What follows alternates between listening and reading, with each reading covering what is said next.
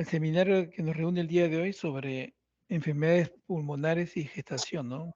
Básicamente referido al tema de tuberculosis, neumonía y ama bronquial. A ver, los encargados del seminario que compartan pantalla. Por favor, son 3 entidades las que van a presentar. Tienen máximo 20 minutos para hablar de cada una de ellas, ¿ya? Al término haremos algunas preguntas y pasaremos a la siguiente. Cuando falten 2 minutos, yo le avisaré que les quedan 2 minutos, ¿ok? ¿Alguna duda?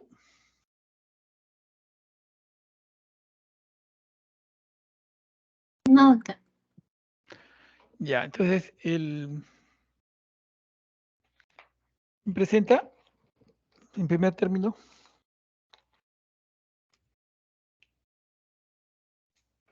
Sí, doctor. Yo voy a empezar.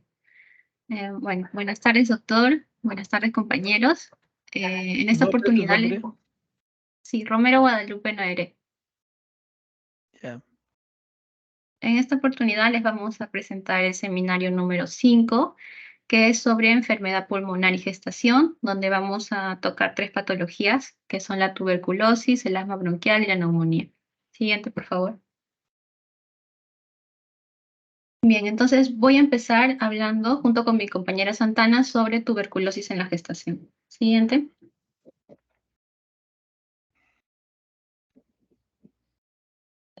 La tuberculosis es una infección bacteriana muy contagiosa que afecta principalmente a los pulmones, pero que también puede afectar otros órganos, como por ejemplo los riñones, la piel, los huesos, las meninges, entre otros, ¿no? Es causada por la Mycobacterium tuberculosis, conocido también como el bacilo de Koch, por su descubridor Robert Koch en el año 1882. Tenemos que tener en cuenta también que no todas las personas infectadas van a desarrollar la enfermedad, ya que la mayoría de pacientes logran controlar la infección y no llegan a enfermarse, aproximadamente serán un 90%, pero los restantes sí van a manifestar la enfermedad en algún momento de su vida. Siguiente. Ahora, con respecto a la epidemiología, en las últimas 2 décadas, la prevalencia e incidencia de la tuberculosis ha aumentado dramáticamente debido a diversos factores, como por ejemplo las malas condiciones socioeconómicas, el mal funcionamiento de programas nacionales contra la TBC, la aparición de casos de TB multidrogo resistente y también la infección por el VIH, la cual constituye el factor más importante debido a que los individuos portadores de VIH tienen de 20 a 37 veces más riesgo de adquirir la TB que personas que no tienen esta infección. También, según la OMS, se estima una prevalencia de TB en la población general de 13 millones de casos, lo que es equivalente a 174 casos por 100.000 habitantes, y anualmente se reporta un total de 9,6 millones de casos nuevos de tuberculosis, de los cuales el 33% corresponde a mujeres, en su mayoría en edad reproductiva. Asimismo, la prevalencia de TB activa en mujeres embarazadas se encuentra en un rango entre 0,06% a 0,25% en países con baja frecuencia de esta enfermedad.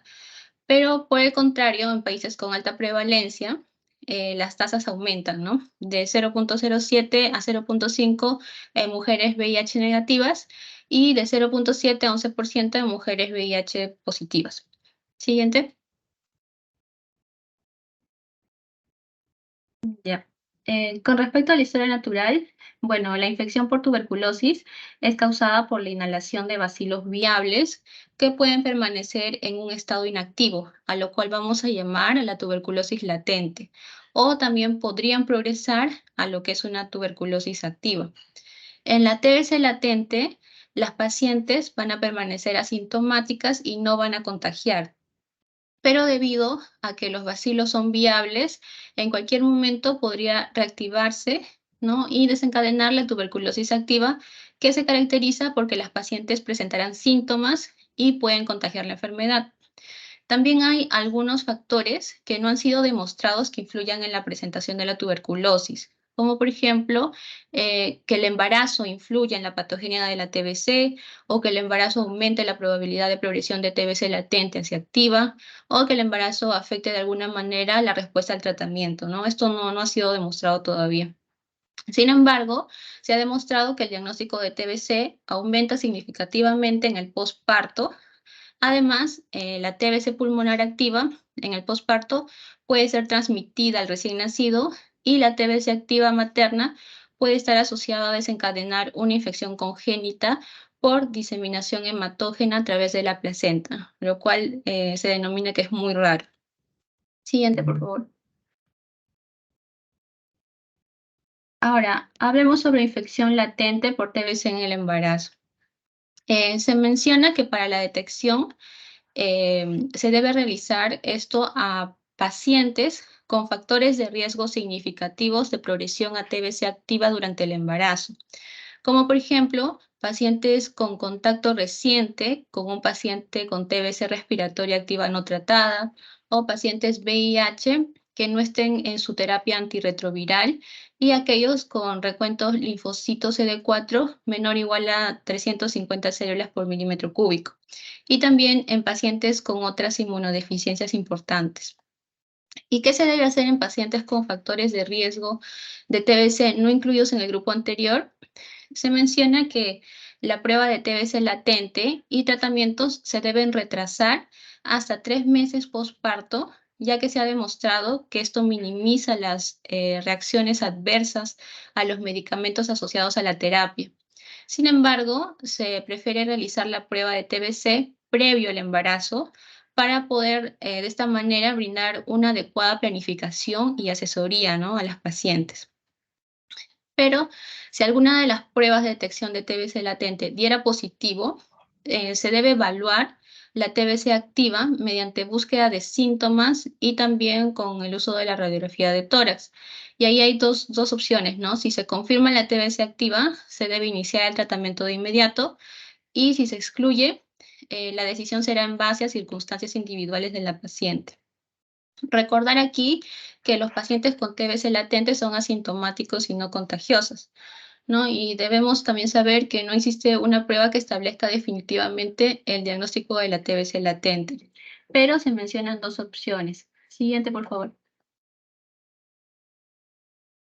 Ahora, ¿cuáles son las pruebas que se realizan? ¿No? Existen dos pruebas que se pueden realizar de forma segura en el embarazo, y sus resultados no se alteran por el estado de la paciente. Se basan prácticamente en la detección de respuesta inmunitaria a los antígenos de TBC, y son la prueba cutánea de tuberculina y las pruebas de liberación de interferón gamma.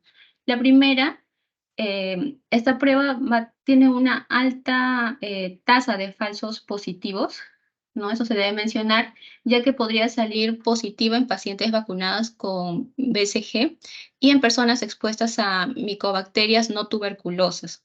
Y se considera que esta prueba es positiva cuando la pápula que se produce posterior a 48 a 72 horas de la inyección intradérmica de tuberculina mide más de 10 milímetros. Siguiente. Ahora, con respecto al tratamiento de la TBC latente en el embarazo, para dar tratamiento se debe tener en cuenta los riesgos de efectos adversos en el embarazo, así como riesgos potenciales de progresión a tuberculosis activa durante el embarazo. Se menciona que en pacientes con diagnóstico de TBC latente previo al embarazo y que hayan iniciado tratamiento, deben continuarlo durante toda la gestación, pero este podría ser modificado si es que alguno de los medicamentos administrados tuviera algún poder teratogénico. Y en pacientes con inmunosupresión significativa, la decisión de tratar durante el embarazo o aplazar la terapia se va a valorar dependiendo el caso. Siguiente. Ya. Luego tenemos dos casos, que son el tratamiento de la TBC latente en el embarazo en pacientes VIH negativos y también más adelante positivos. En el caso de negativos, hay dos opciones. Primero es en el caso de que la paciente haya sido expuesta a una persona con tuberculosis activa no tratada o conversión reciente de una prueba de infección por tuberculosis A positiva, se sugiere que se inicie el tratamiento con TBC, contra la TBC latente durante el embarazo, ya que existe un mayor riesgo de progresión hacia la TBC activa. Y si la paciente no tiene exposición, ¿no? Se recomienda aplazar el tratamiento para TBC latente hasta 3 meses posterior al parto, pero siempre haciéndole seguimiento a la paciente. Esta opción ha demostrado minimizar el riesgo de hepatitis causada por la isoniazida, ¿no? Y ahí podemos ver el régimen que se basa en la rifampicina, ¿no? Ahí tenemos las dosis, o también con la isoniazida. Siguiente. Ya. Luego, el otro caso es si el tratamiento para la TBC latente en el embarazo en pacientes VIH positivos.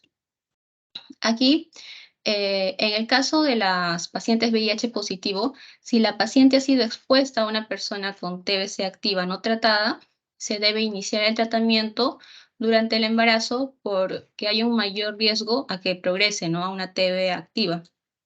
Pero si no ha habido exposición, las decisiones se basan en 3 criterios, básicamente en lo que es su tratamiento antirretroviral. Por ejemplo, pacientes en tratamiento antirretroviral con recuento CD4 mayor a 350 células, se aplaza el tratamiento hasta 3 meses después del parto. Luego, si la paciente en tratamiento tiene CD4 menor o igual a 350 células, se inicia el tratamiento durante el embarazo por el mayor riesgo, ¿no?, de que pueda convertirse a una TB activa. Y el último es pacientes sin tratamiento antirretroviral.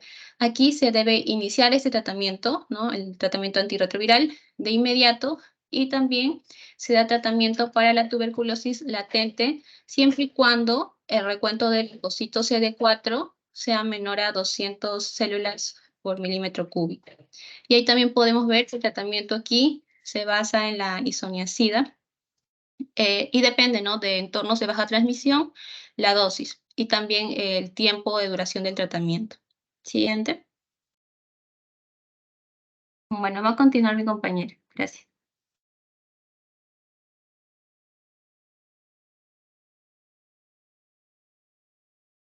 Buenas tardes. Buenas tardes, Adriani. Sí, buenas. ¿Se me escucha bien? Sí, te escucho. Ya.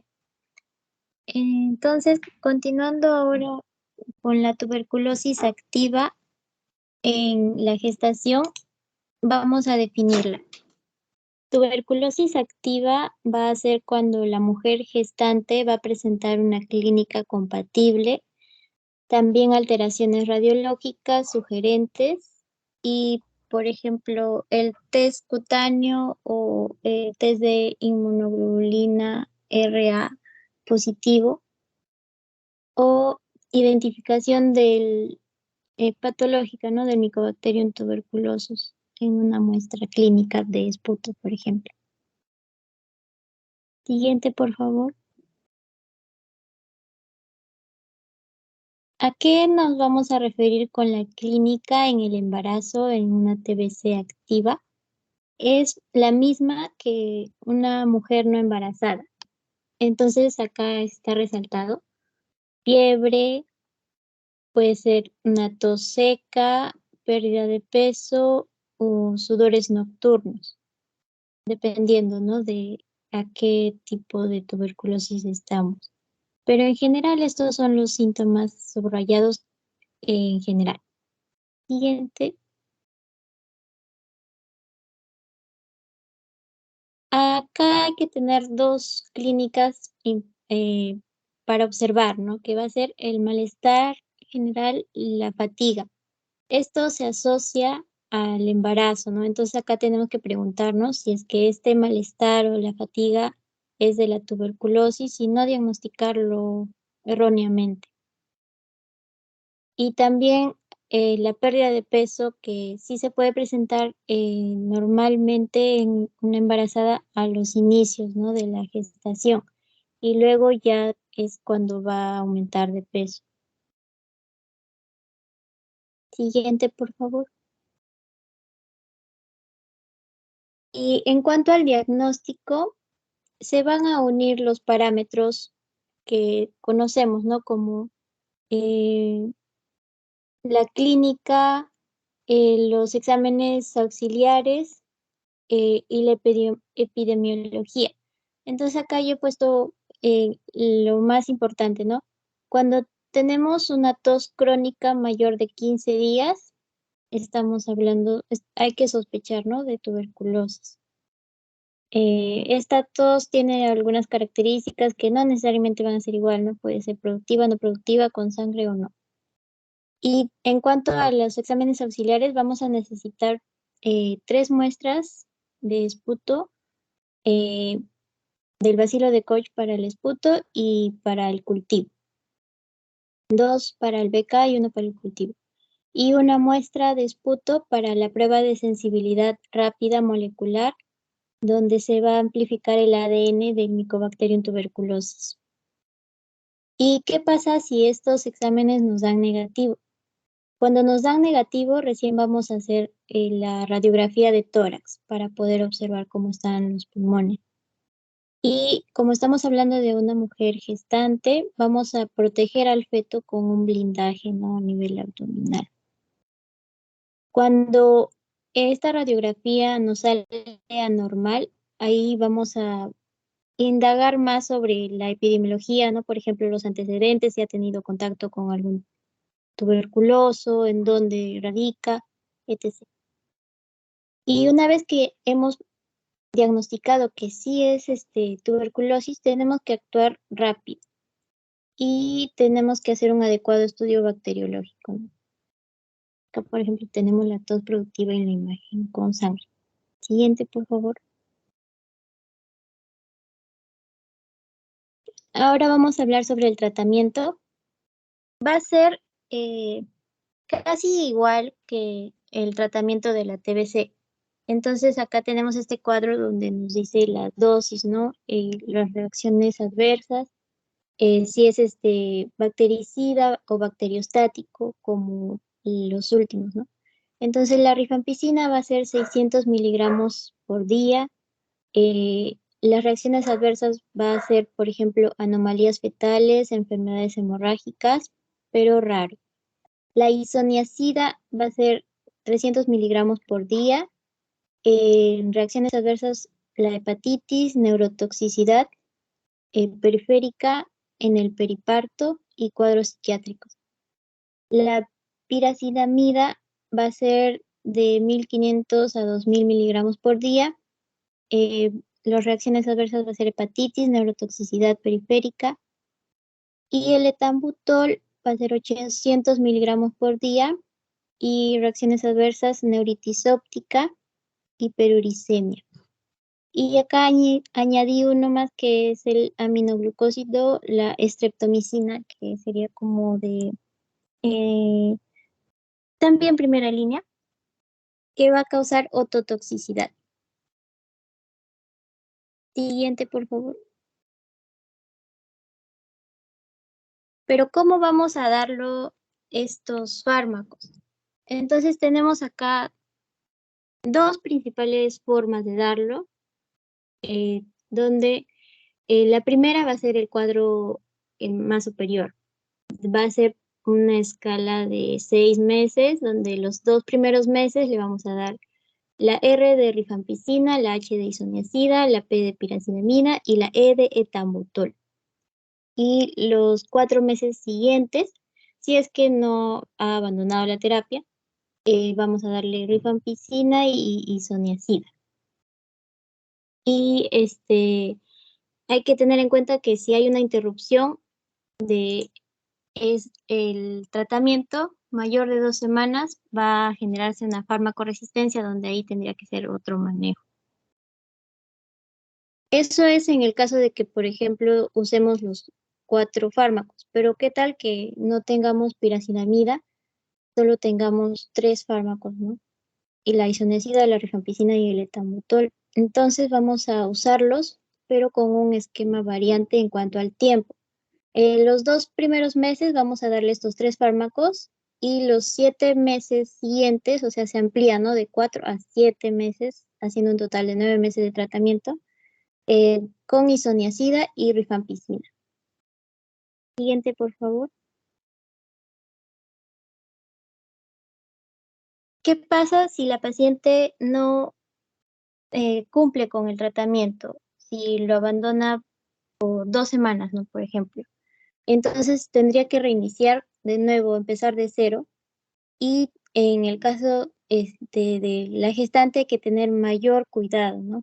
Por ello tenemos el último esquema de tratamiento donde ha abandonado, ¿no? la terapia. Y los 2 primeros meses le vamos a dar los 4 fármacos, rifampicina, isoniazida, piracinamida, etambutol, y abajo se lee streptomicina. Esta streptomicina, recordemos, causaba ototoxicidad. Entonces, acá tenemos que, de todas formas, darle porque el beneficio va a ser mayor que el riesgo y hay muchas complicaciones que puede generar el hecho de tener tuberculosis en la gestación, tanto para la madre como para el feto. Luego, al tercer mes le vamos a dar solamente los 4 fármacos principales: rifampicina, isoniazida, piracidamida, etambutol. Y los 5 meses siguientes vamos a darle rifampicina, isoniazida y etambutol. O sea, la streptomicina solo fue en los 2 primeros meses. Entonces, ¿a qué complicaciones nos lleva la tuberculosis en la gestación? Nos lleva, por ejemplo, en cuanto a complicaciones obstétricas como el aborto, la preeclampsia, la metrorragia. Aumenta más el riesgo, por ejemplo, aumenta por 6 veces el riesgo de muerte perinatal y por 2 veces la prematuridad. También otras complicaciones como bajo peso al nacer, retardo de crecimiento. Por ejemplo, si está indicado, ¿no?, los 4 primeros fármacos que vimos, hay que tener cuidado con los aminoglucósidos. Aparte de la streptomicina, tenemos a la kanamicina, que podríamos darlo a partir del segundo trimestre.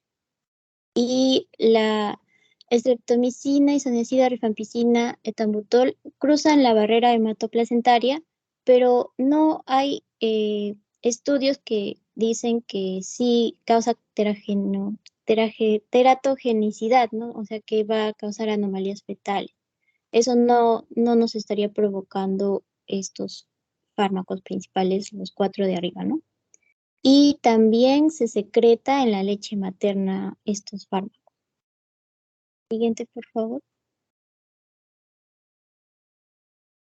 Ahora vamos a pasar a otro punto que va a ser el control, donde vamos a ver diferentes casos, ¿no? Si la madre resulta ser positiva para TB y el recién nacido no se sabe si es que es positivo o negativo, se los va a separar a la mamá con el recién nacido hasta la evaluación de ambos. ¿Qué pasa cuando ambos son positivos? Se inicia el tratamiento y si son adherentes no deben de separarse. Si la madre es positiva y el recién nacido es test cutáneo positivo, la madre debe tratarse como una tuberculosis activa y el recién nacido como una tuberculosis latente. Si la madre es positiva y el recién nacido es negativo, la madre se trata como tuberculosis activa y el recién nacido como tuberculosis latente por 3 a 4 meses.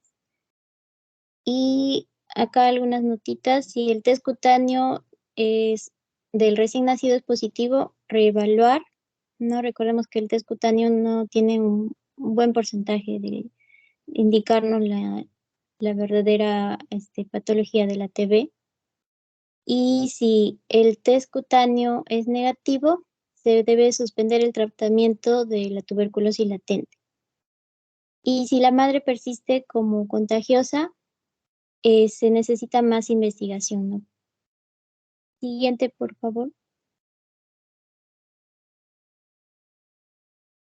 Ahora vamos a pasar al seguimiento, donde tenemos que en el embarazo y en el posparto temprano hay un riesgo de hepatotoxicidad secundaria a la isoniazida.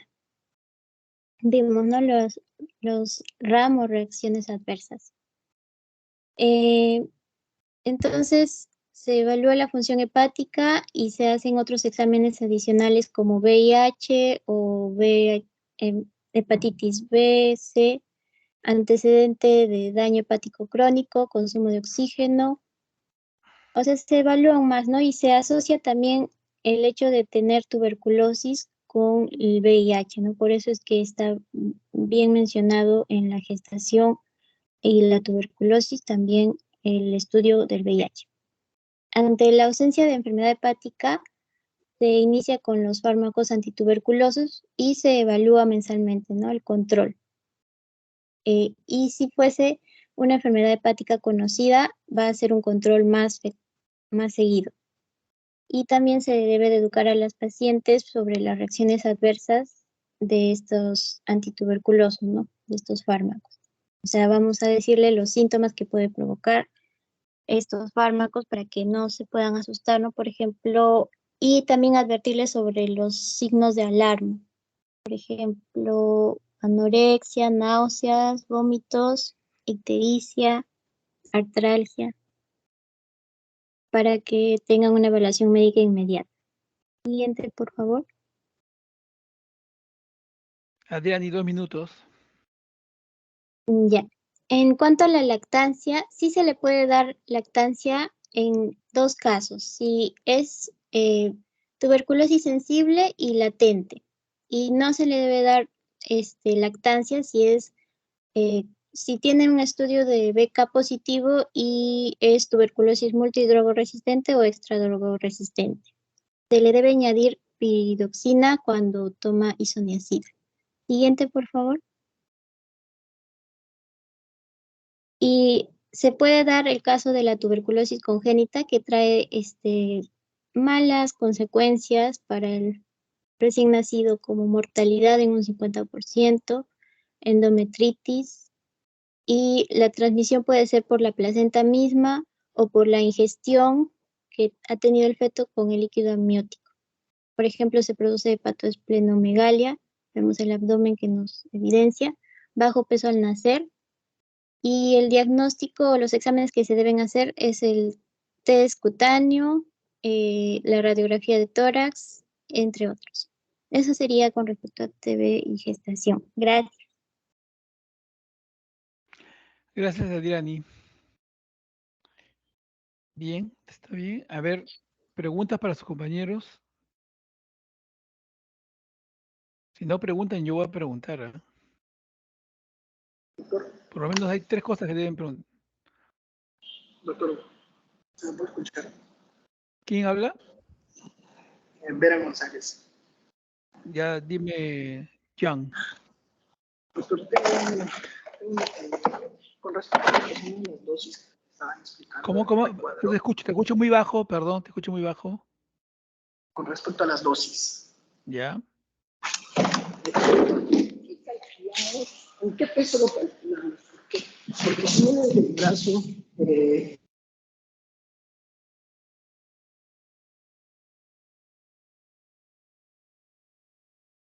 ¿Se cortó? ¿Lo escuchan a su compañero ustedes? Creo que se ha cortado. Se ha cortado, ¿no?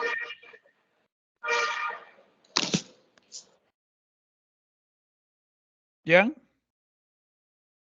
disculpe, me han retirado de ¿Ya? la reunión. ¿Te han Ya, retirado? sí, pues.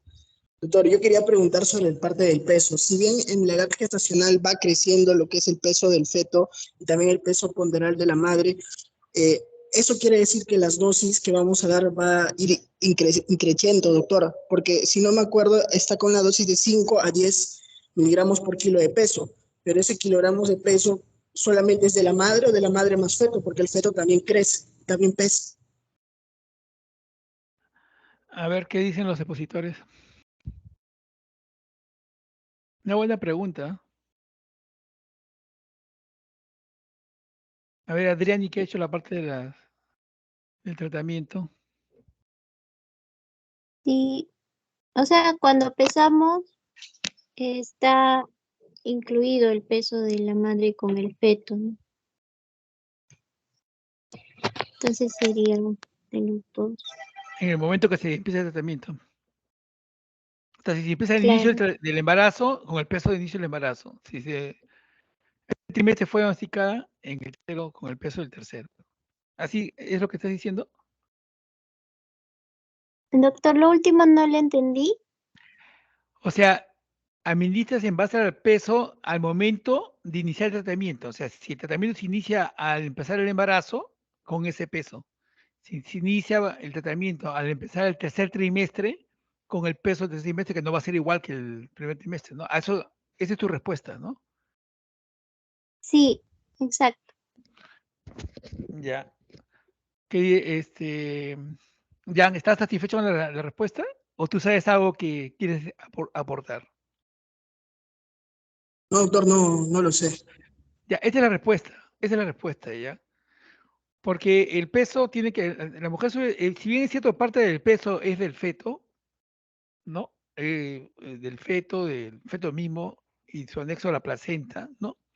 Pero el resto, y el líquido amniótico, obviamente, al término del embarazo, más o menos, solamente eso se lleva, son como 3 kilos promedio del bebé, 1 kilo del líquido y la placenta, bueno, es variable, la placenta puede pesar entre 500 y 800, al menos en nuestro medio hay pacientes que pesan, la mayoría de las placentas están sobre los 500 gramos, ¿ah?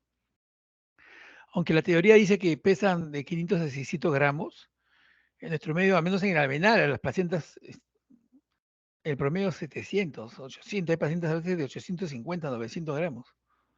Entonces, más o menos estamos hablando de que el peso eh, de lo que corresponde de la madre, lo que sube durante el embarazo, más o menos son solo unos 4 kilos, digamos de 4 a 5 kilos. El resto de ganancia de peso es de la madre, ¿no?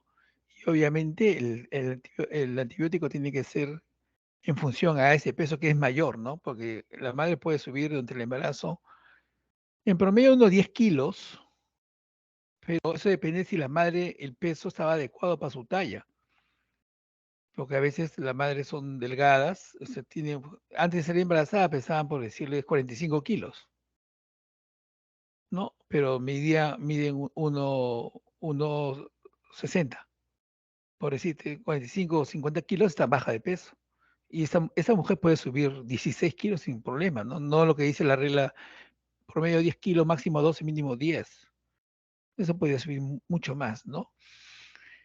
Entonces el peso hay que considerar ese momento de iniciar el tratamiento, ¿ya? ¿Una otra pregunta?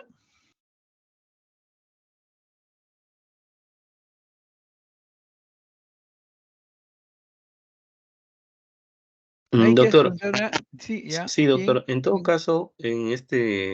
¿Quién asociado a la habla? pregunta del compañero, Rayleigh Pimentel, doctor, Rayleigh Pimentel Sánchez. Asociado a lo que dice el Ya. compañero Jan, estamos ante una paciente que tiene un cambio de peso, que va a un rumbo de un incremento de peso, y le vamos a dar tratamiento por 2 meses, 4 meses, como han hecho referencia las compañeras, pero sabemos que la paciente va a ir subiendo de peso, y aproximadamente 11 kilos, según lo que usted ha comentado, ¿no? Entonces, el tratamiento 10 kilos. farmacológico mensualmente se le va a ir variando. Cada control voy a tener que incrementar mi dosis. Sé que cada medicamento tiene su dosis tope, ¿no? Pero hasta que no lleguen a eso, voy a ir variando mi medicamento. Va a ser fijo mi medicamento. Esa es una buena pregunta. Pero yo no veo que lo varíen, ¿ah? No, inician, porque el tratamiento, ¿cuántos son? 6 meses. La gran diferencia de peso, el peso más o menos, si al inicio del embarazo es que se diagnostica la tuberculosis, ¿cuánto pesa? La mujer sube 10 kilos en promedio, digamos, todo el embarazo, pero la mayor cantidad de ganancia de peso está en el tercer trimestre. En el tercer trimestre está la mayor ganancia de peso, ¿no? No está en el segundo ni el primero. Está en el tercer trimestre y la mujer puede ganar, más o menos, no, bueno, se dice que no debe ganar más de 500 gramos por semana. en promedio gana 300 gramos por semana, 300, 400 gramos por semana. Pero eso no pasa en el primero y en el segundo. Y el peso del feto no influye mucho o no nos engaña para eso porque el peso, el feto a los 28 semanas pesa 1 kilo. 1 kilo, la mayor ganancia de peso del feto está entre la 28, semana 28 y la semana 40, que sube ahí por solo 2 kilos adicionales al kilo que sube hasta la 28. Entonces yo creo que al inicio del embarazo no había, o sea, no hay esa ganancia de peso significativa, ¿no? Ahora, yo entiendo que hay pacientes que ganan excesivamente de peso, ¿no? Hay pacientes que ganan durante el embarazo 20 kilos de peso, 25 kilos de peso. Yo supongo que ahí sí se corregirá la dosis de acuerdo a esa ganancia de peso, ¿no?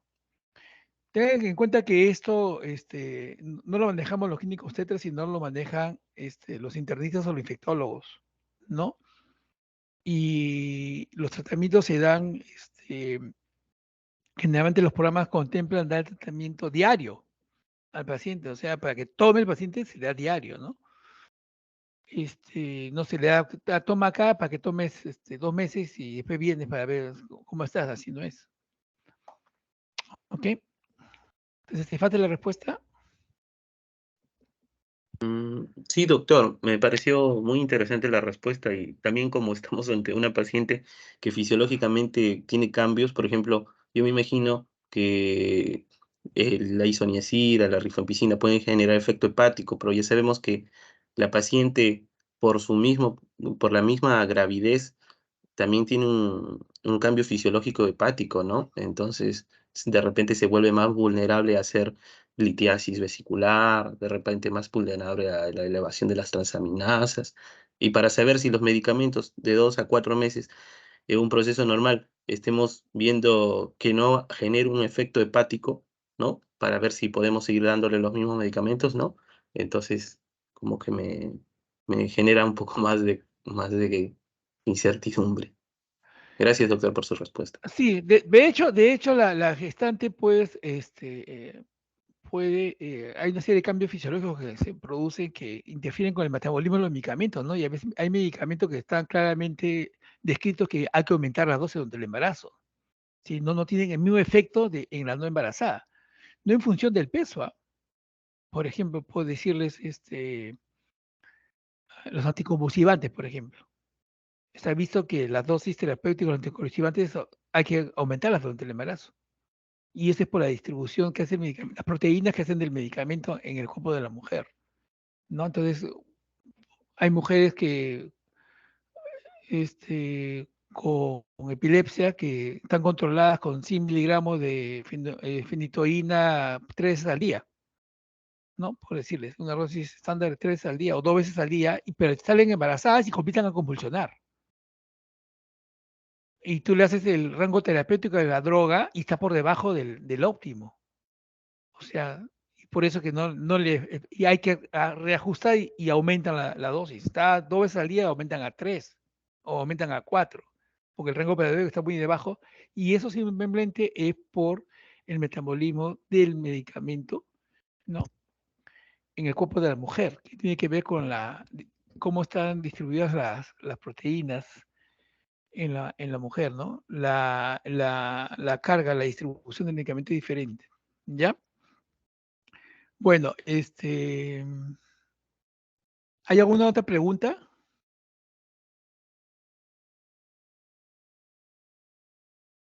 ¿Nadie quiere hacer una pregunta?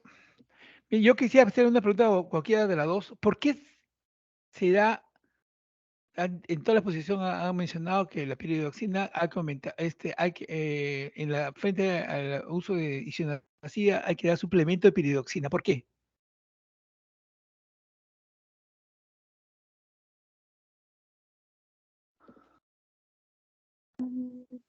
Porque es como que la isoniazida disminuye la vitamina B6 y la piridoxina le va a dar ese complemento de B6, según lo que había leído. No. Lo que sucede es que la isoniazida puede causar, por interferencia con el metabolismo de piridoxina, reduciéndolo, o sea, puede causar neuropatía en en la persona, ¿no? En el organismo que está consumiendo isoniazida. Por eso hay que darle suplemento de piridoxina, ¿no? Porque la isoniazida interfiere con el metabolismo de la piridoxina, ¿no? En la B6, ¿ok? Todos sabemos que es una vitamina que tiene un papel importantísimo en la función del sistema nervioso central, ¿no? Y que en el embarazo, por ejemplo, es causa por la entidad esta que ustedes ya deben conocer, que es la hiperemesis gravídica, por ejemplo, y que la mujer no se nutre adecuadamente, a veces se desnutre tremendamente, ¿no? Y no recibe vitamina B6 adecuadamente, la piridoxina, y, y a veces las pacientes terminan con lo que se conoce la enfermedad de Wernicke, encefalopatía de Wernicke, que es tremendamente y que deja secuelas que duran, pero mucho tiempo, ¿no? Y hemos tenido pacientes a veces que han entrado con esta enfermedad referidas de provincia que no recibieron a tiempo el suplemento correspondiente de la piridoxina, estaban cursando con hiperemesis y en un estado, no se imagina, o sea, neurológico, totalmente las pacientes no pueden ni caminar. O sea, tienen una marcha tambaleante, o sea, es horrible. Incluso compromete tanto los nervios que hemos tenido pacientes que han terminado intubadas y ventilación mecánica. Y me recuerdo mucho una paciente que estuvo, pero mucho tiempo, y hizo todo el embarazo en la UCI. Todo el embarazo hizo en la UCI. ¿No? Por la encefalopatía de Wernicke por carencia de vitamina B6. ¿Ok? Entonces hay que tener mucho cuidado cuando estemos frente a una gestante con hiperemesis gravídica, ¿no? No subestimarla, no tienes que ser fuerte, come lo que te gusta, todos salen embarazadas, ¿no? Eso es psicológico, nada, eso es psicológico. Eso es lo último que hay que pensar, ¿no? Entonces, la cuestión es que una mujer que está con hiperemesis gravídica hay que darle suplemento de hiperedoxina. Y también se ha visto que la hiperedoxina, no se sabe todavía cuál es el mecanismo, al administrar hiperedoxina a las mujeres con hiperemesis mejora rápidamente la ocurrencia de náuseas y vómitos, ¿no? Por eso es que, por ejemplo, hay un producto que se llama, se me dio ahorita que se llama, se me ha ido ahorita, que viene con piridoxina, es un antinauseoso asociado a piridoxina. Ok, se me ha ido el nombre. Mira. Gestagramin. Gestagramin es un producto muy bueno para la hiperemesis, ¿no? Gestagramin, que se toma uno en el desayuno, uno en el almuerzo y 2 en la noche, antes de acostarse. Y va muy bien. Bien, entonces ahora ya hemos terminado el tema de tuberculosis y embarazo y ahora vamos a ver el tema de neumonía y embarazo, ¿no? Bien, Noeret y bien Adriani. Y bien los chicos que preguntaron, a mí me gustan los chicos preguntones, ¿no? Oye, el último chico que preguntó, ¿cuál es tu apellido, mi estimado? Yo soy Rayleigh Pimentel, doctor. Pimentel. Tu nombre es Reiner. Mi ¿Tu segundo apellido nombre es cuál es? Rayleigh. Pimentel. Mi ¿Tu, apellido es tu- Pimentel, doctor. tu segundo apellido? Sánchez. Ya, ok. Gracias. Gracias. Ya. ¿Quién sigue?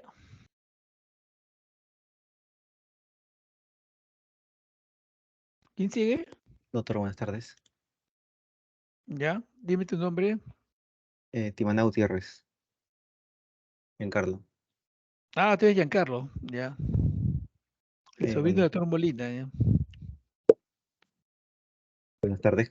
Continuando, vamos a hablar lo que es el asma bronquial en el embarazo. Para entender esto, sobre la definición, es una enfermedad de tipo inflamatoria crónica, ¿no? Que va a afectar el sistema respiratorio, caracterizado por una hiperactividad bronquial, así como exacerbación episódica, que son llamados ataques de asma, y una obstrucción reversible del flujo aéreo. Se manifiesta con tos que puede ser reversible, ¿no? Sibilancias, sobre todo en la expiración, y disnea. Durante el embarazo, las patologías respiratorias se atienden con frecuencia. Eh, es una enfermedad frecuente en las mujeres jóvenes, ¿no? Más prevalente en mujeres que en varones, y se va a observar a menudo, ¿no? O más prevalente durante el embarazo. Es la primera causa de enfermedad respiratoria, ¿no? Que llega a atención. Las gestantes, en especial durante el tercer trimestre de la gestación, toleran en escasa medida las neumopatías por los cambios fisiológicos que se da durante el tercer trimestre. El asma puede mejorar, empeorar o permanecer sin cambios en su gravedad durante el embarazo. Los objetivos principales son, ¿no? el control del asma, a esto la adherencia del paciente, ¿no? La prevención de las exacerbaciones agudas y la optimización del control continuo del asma. No se modifican en el contexto del embarazo y deberían servir para maximizar la salud materna y la fetal. Tenemos también que van a haber cambios, ¿no? Dentro de la fisiología respiratoria. Por ejemplo, la capacidad vital y la capacidad inspiratoria aumentan cerca de un 20% durante el embarazo, sobre todo al final, llegando a un tope límite de 20%. El volumen inspiratorio de reserva disminuye, por ejemplo, de 1.300 aproximadamente a casi 1.100 mililitros. El volumen corriente se incrementa cerca de 40%, con un resultado en las propiedades estimulantes respiratorias de la progesterona. La respiración por minuto aumenta entre 30 a 40%, ya que lo hace también el volumen corriente o Tyndall, ¿no? Asimismo, la presión arterial se eleva de 100 a 105 milímetros de mercurio, ¿no? Levemente. Por eso también es muy frecuente el segundo trimestre, ¿no? Las enfermedades hipertensivas en el embarazo, como la preeclampsia. La producción de dióxido de carbono se incrementa un 30%, pero también la capacidad de difusión, en una respuesta a la hiperventilación alveolar, ¿no? Esto por el incremento de presión de oxígeno, y eso va a producir una alcalosis también, ¿no? La presión de CO2 desciende de 40 a 32 milímetros de mercurio. El volumen residual decrece alrededor de 20%. El útero va a aumentar de tamaño, ¿no? Va a crecer, va a desplazar al diafragma, ¿no? Y va a comprimir el tórax. Y esto es una reducción, ¿no? Un incremento de la presión abdominal y una reducción del 33% en la elasticidad de la pared torácica, similando un patrón restrictivo. Por lo tanto, la capacidad funcional residual, es decir, la suma de los volúmenes de reserva respiratorio y residual, descienden en un 10 a 25%.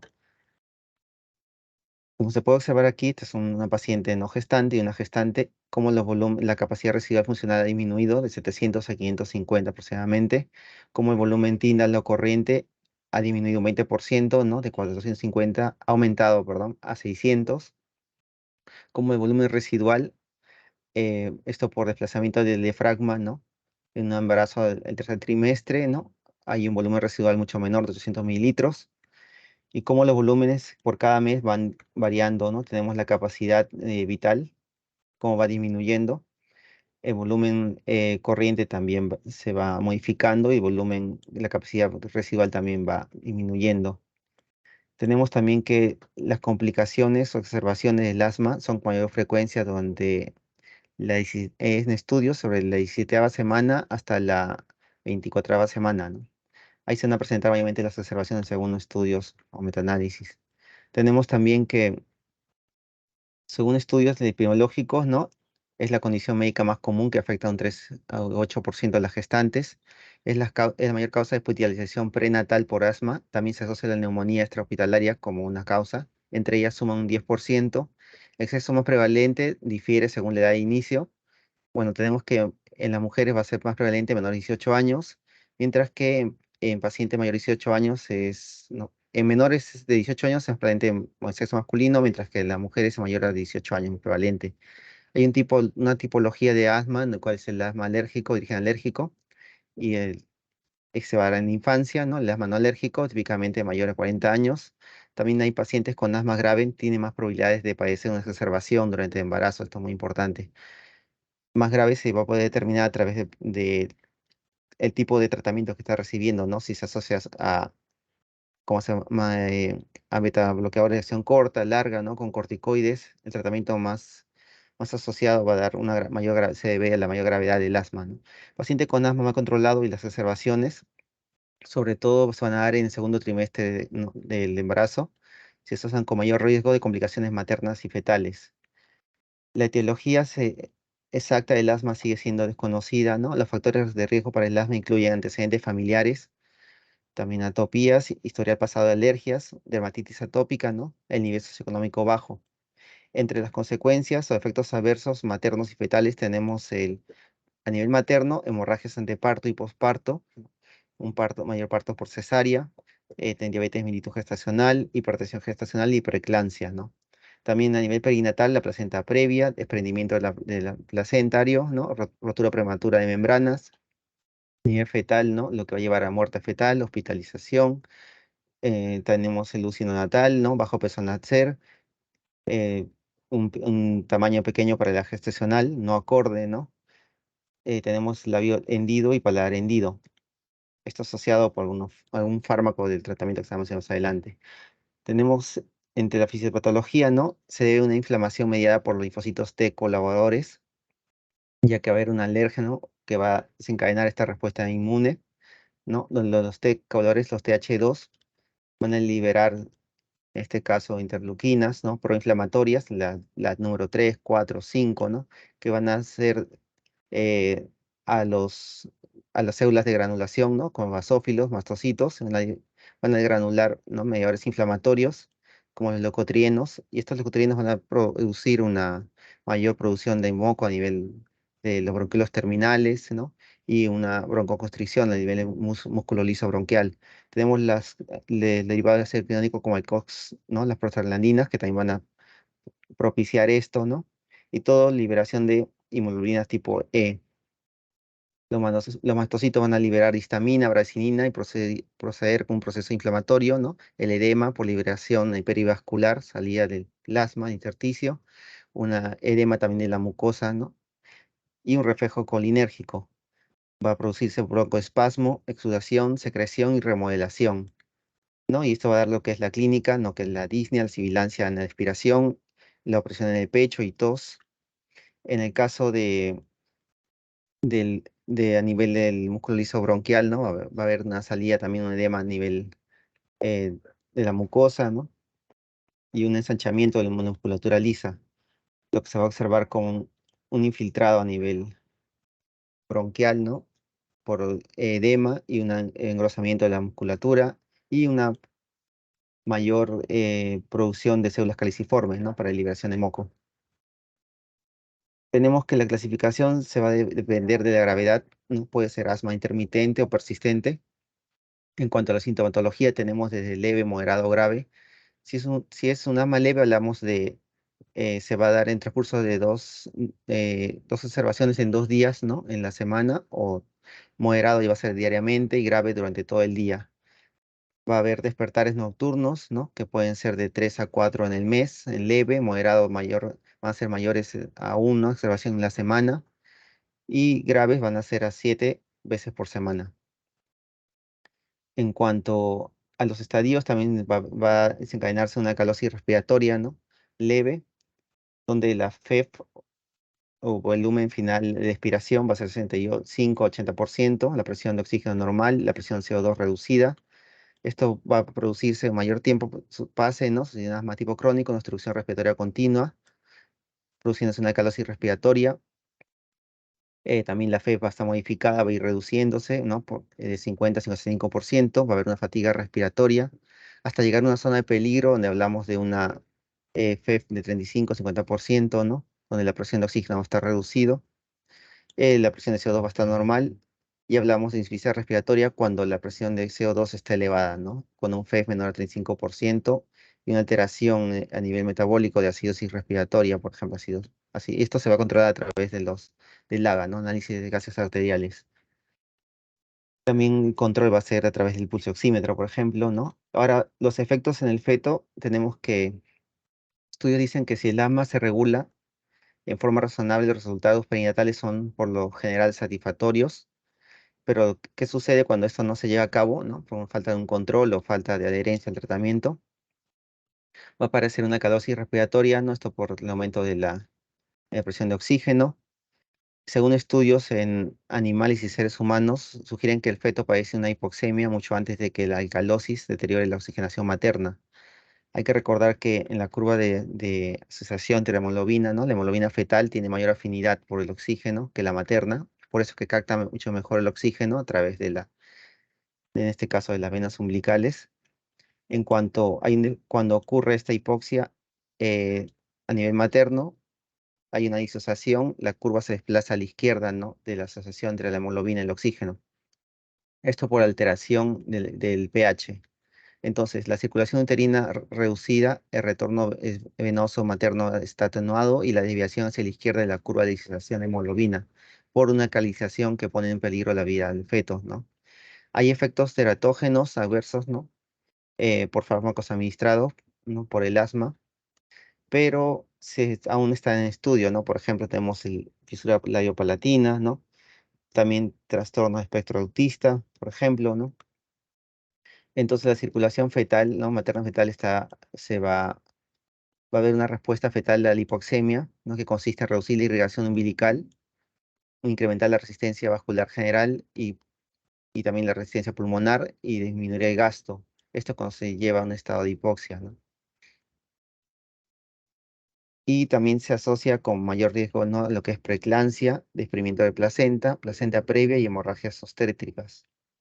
Bueno, eso es todo de mi parte, doctor.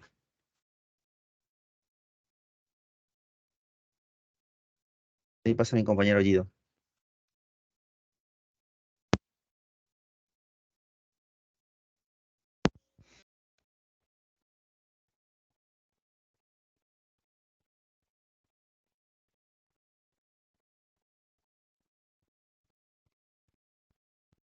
¿Puedo ver mi pantalla? Buenas tardes. Ya, sí. Todavía no veo nada.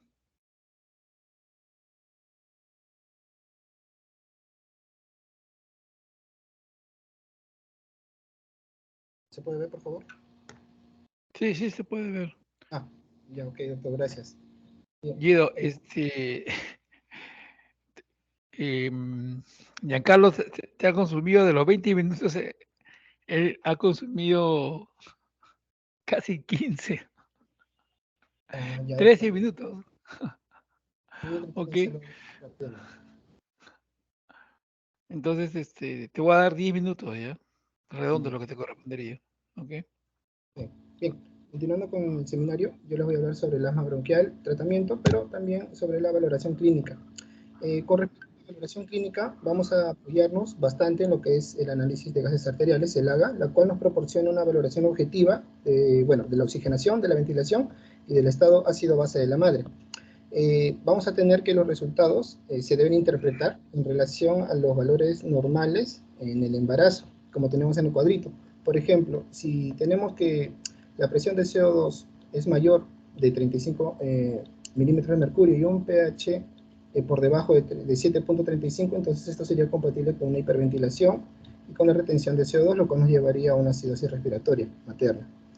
Tanto el tratamiento del asma crónico o agudo, se deben realizar pruebas de función pulmonar de forma sistémica, ¿no?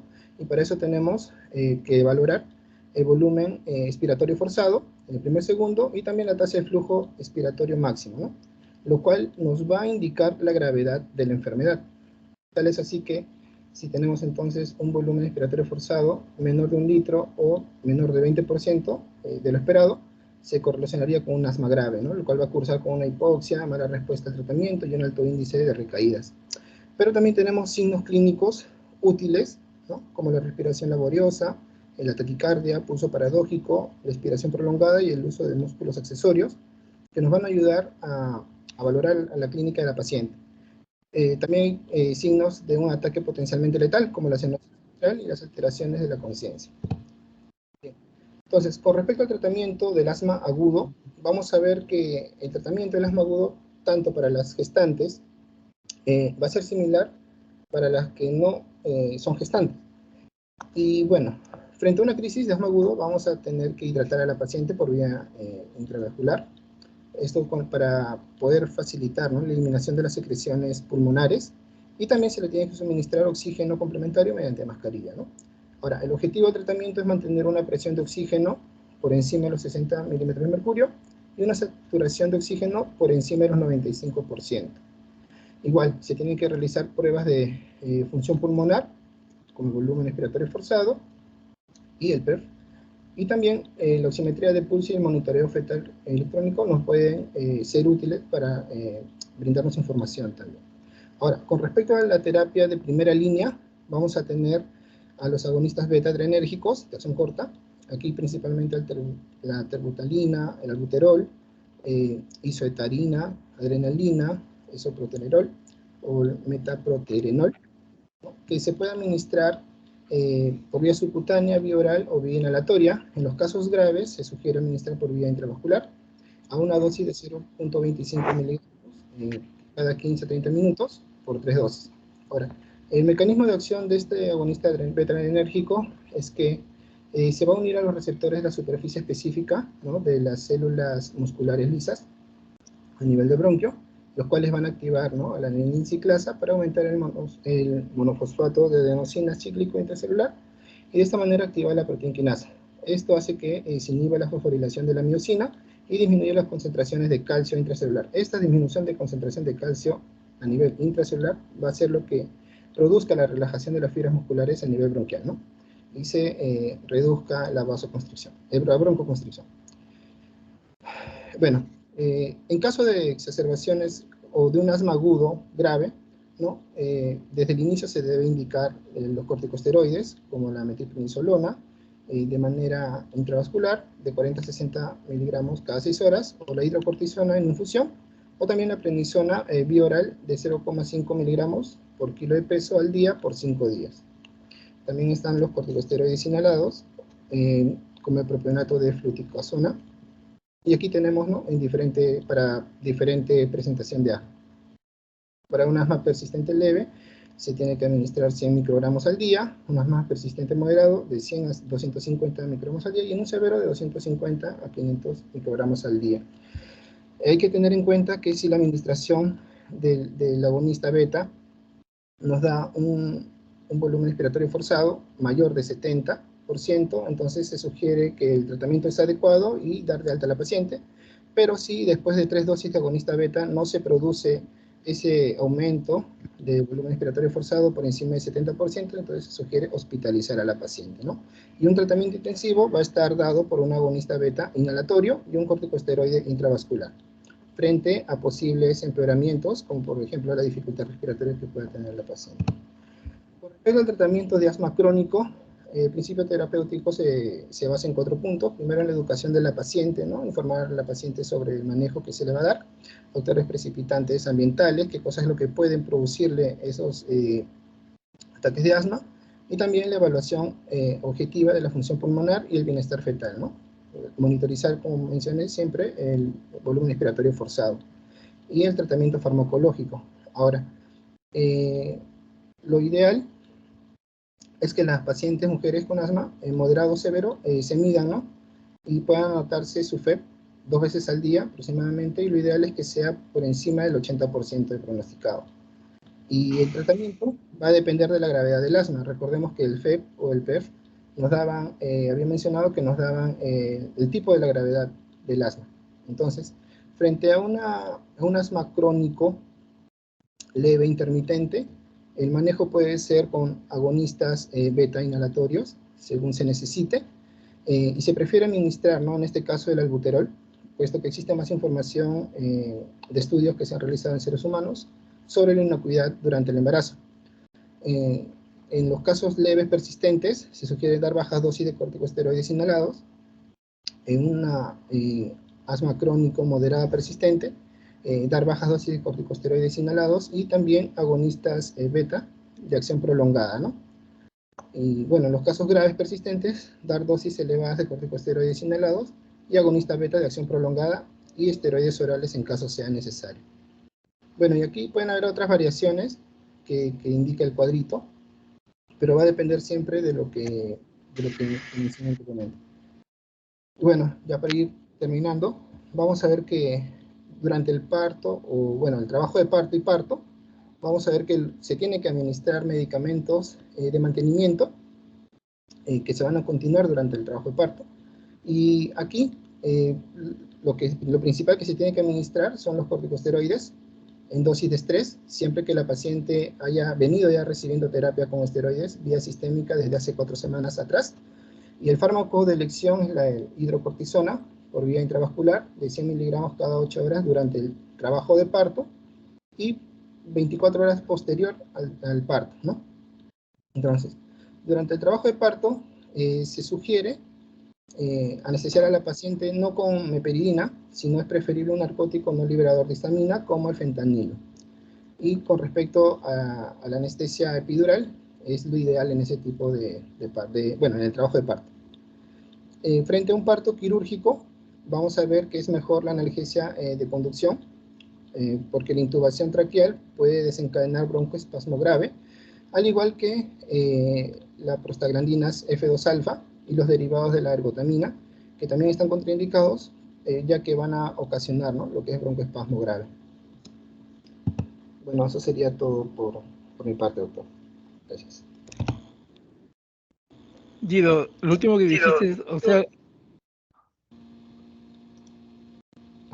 ¿Sí, doctor? lo último que mencionaste sobre los uterotónicos, dijiste la ergotamina puede desencadenar una crisis asmática.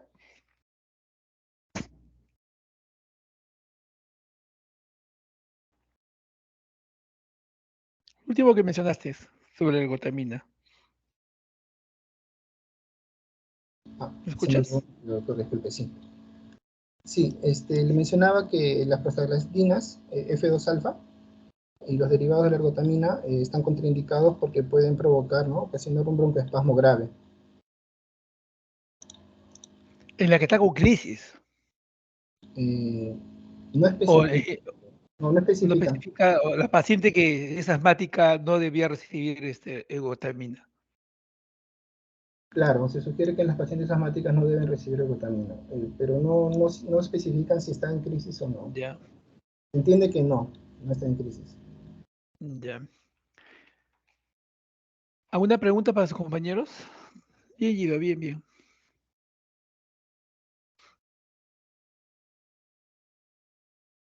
¿Mm? ¿Está todo claro? Doctor, una pregunta. Sí, Doctor, dime, ¿podría, Jan. ¿podría repetir el tratamiento de un asma leve en el embarazo? A ver. ¿Y escuchaste?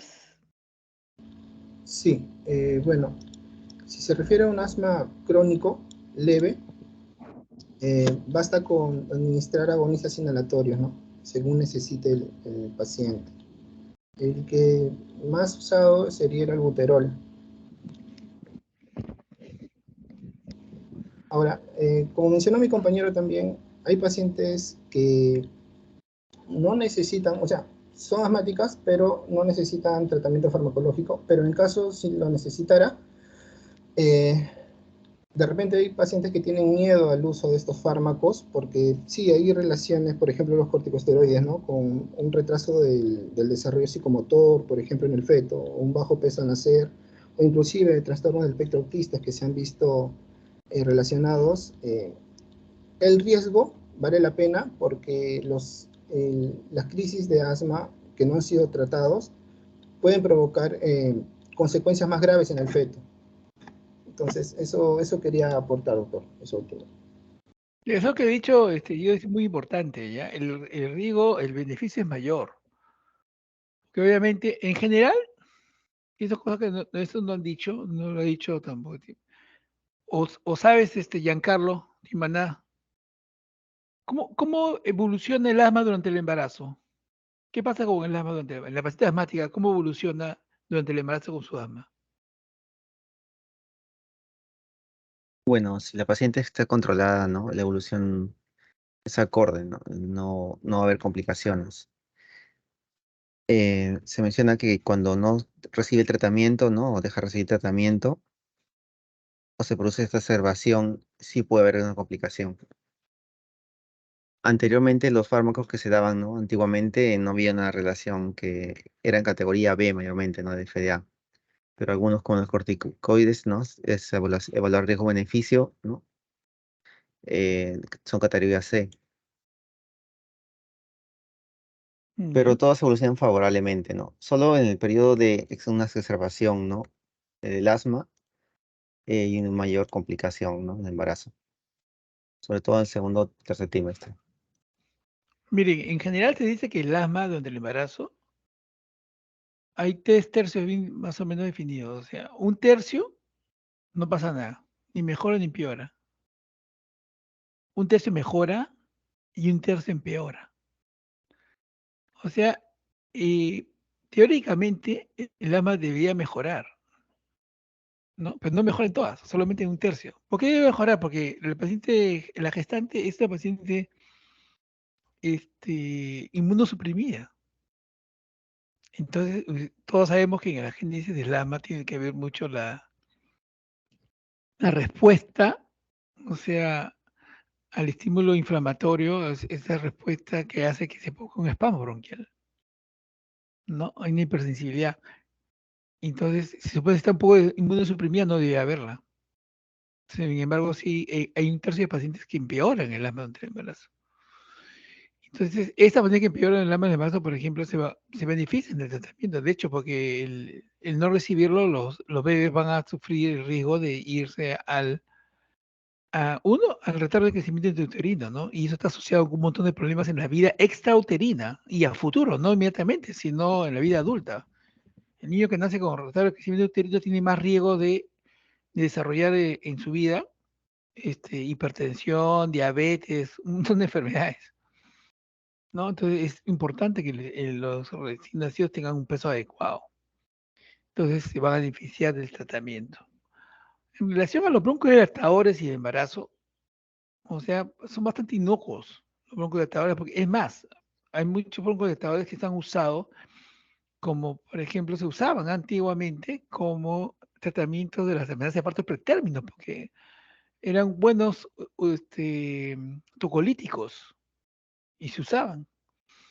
Entonces, el problema va en relación a los corticoides, imagina. Los corticoides. Entonces, los corticoides sí están asociados pues, a la levodopa, están asociados al espectro autista y todo eso, ¿no? Hay una gran discusión sobre eso. Entonces, lo que hay que hacer, ¿qué es? El principio general, ¿cuál es? Darla la que tenga menor opción de hacer un efecto sistémico, pues. Y esos son los broncodilatados, los inhaladores. Los corticoides inhaladores, que cada vez se absorben menos, ¿no? Si tú comparas una blecometasona con la fluticasona, en la fluticasona se absorbe mucho menos, pasa sangre. Entonces, por eso, en toda la exposición de Guido ha hablado de tratamiento inhalatorio, ¿no? Corticoides para inhalarlo, no habla de tratamiento, a veces hay la tendencia y a veces es necesario también, ¿no? Pero los regímenes deben ser cortos, ¿no? De 5 días máximo, que se usa más es la prednisona, ¿no? De 0,5 a 1 miligramos por kilo de peso, ¿no? Y máximo 5 días. Pero en general se debe tender a usar los que son muy efectivos. Son muy efectivos. Lamentablemente, o sea, a veces pues los pacientes no tienen acceso a esos medicamentos, ¿no? En el Seguro Social solo se da beclometasona, pero no se da fluticasona, por ejemplo, ¿no? La fluticasona y se absorbe menos. Entonces, y son caros. Entonces, compré esto, entonces, pero son caros, ¿no? Pero el beneficio es mucho mayor del tratamiento, ¿no? Porque, como les digo, no tratar significa retrasar el crecimiento uterino y si la madre está sometida a periodos de hipoxia durante el embarazo, va a afectar al bebé, va a estar en la misma condición y eso puede afectar al desarrollo neurológico, ¿no? ¿Ok? Bien, en cuanto, Jan quiere preguntar algo, dime Jan. Sí, doctor, yo quería preguntar lo siguiente. Doctor, cuando se inicia lo que es el trabajo de parto, el feto produce lo que es también cortisol y eso también promueve lo que es a las contracciones uterinas. Pero ese cortisol obviamente se basa en lo que es una hormona esteroidea. Y también justamente los corticoides tienen la misma base, o sea, la DEXA, bueno, la clasificación de los corticoides. Entonces, tal vez dar corticoides, doctor, estaría relacionado a que haga contracciones uterinas y pueda hacer se puede adelantar lo que es el parto, doctor. No, porque de hecho usamos corticoides para madurar al feto y el feto no se produce contracciones. No Porque, son por ejemplo, dentro de la maduración, porque, por ejemplo, eso de los partos pretérminos dan corticoides, pero también lo acompañan con tocólisis. la tocolesis, por supuesto, porque los corticoides no tienen ningún efecto sobre la fibra muscular lisa para contraerla, ¿no? Te damos tocolíticos para iniciar las contracciones mientras inducimos maduración pulmonar fetal con corticoides. ¿Ok? Eso es lo que se hace. ¿Mm? ¿Está bien? Ahora, acá hay, en cuanto a esta maduración pulmonar fetal, ustedes saben que se usan dos corticoides, dexametasona y betametasona, o se usan otros. Sí, esos dos, beta y O se dexa. po- Esos dos. ¿Y por qué no se pueden usar otros? Es por la acción rápida y potente que tienen, doctor. ¿No? ¿Por qué no usamos hidrocortisona, Prednisona. prednisona, metilprednisolona? ¿Por qué solamente dexametasona y betametasona? ¿Mm? Porque estos únicos corticoides fluorados, porque los que sirven para maduración pulmonar fetal, para inducir la maduración pulmonar fetal, son los fluorados, porque el flúor le da una condición especial al corticoide, que no es degradado por la placenta, o sea, pasa al feto, y nosotros queremos que pase el feto, ¿no? El resto queda en la placenta. Por eso porque si una paciente tiene una enfermedad autoinmune y está recibiendo, por decirle, recibe prednisona diario, por decirle 5 miligramos está recibiendo, y hay una eventualidad que el bebé hay posibilidades de que nazca, a ese bebé uno podría decir, no, pues ya está recibiendo corticoides para que le damos más corticoides, ya está madurado.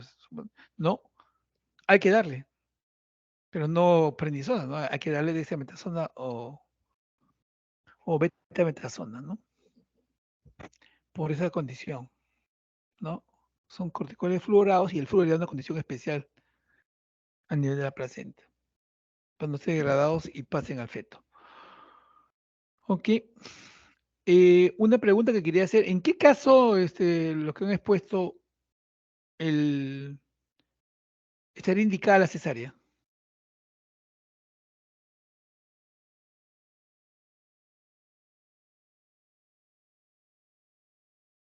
¿Aló? ¿Me escucharon?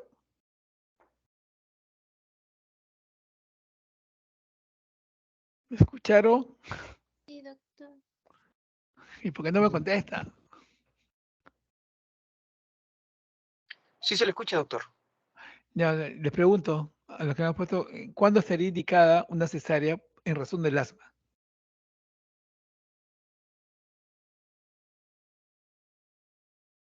Bueno, cuando hay una exacerbación aguda y cuando ya entra ya un antiestrés respiratorio, ¿no?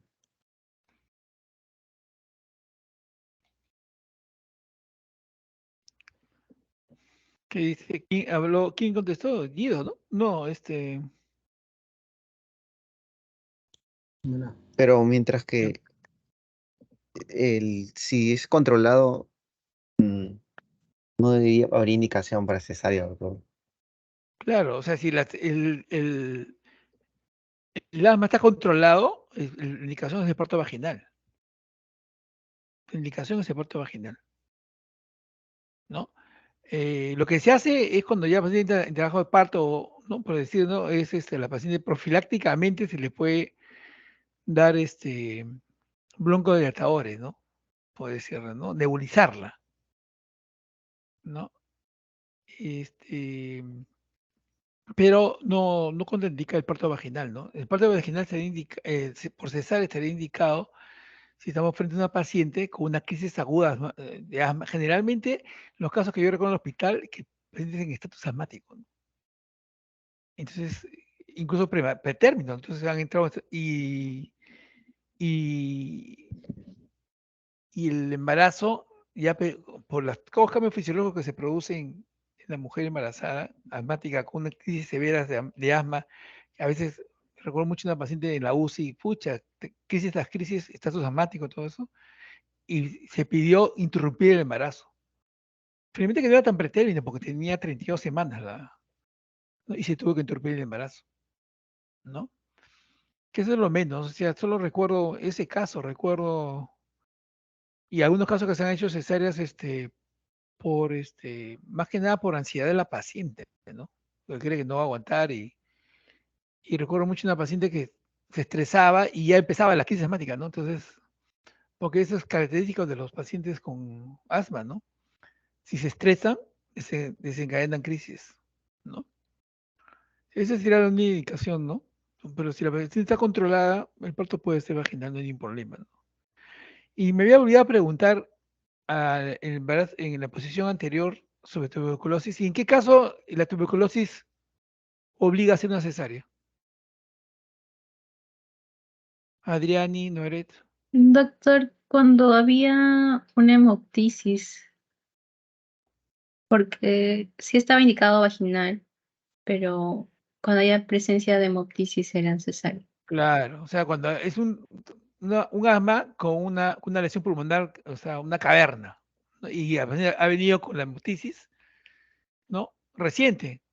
Entonces, el parto vaginal está contraindicado por el pujo, ¿no? El pujo es tremendo, el pujo final y eso puede desencadenar una hemorragia, ¿no? Una hemoptisis importante, ¿no?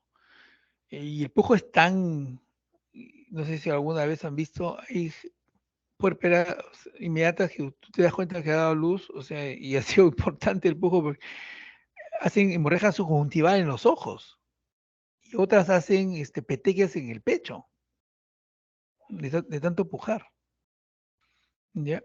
Entonces, ahí sí está contraindicado que la paciente, pero si no hay nada de eso, el parto puede ser vaginal también, ¿ok? Bien, gracias. Ahora el último sobre neumonía y embarazo. ¿Quiénes van a exponer?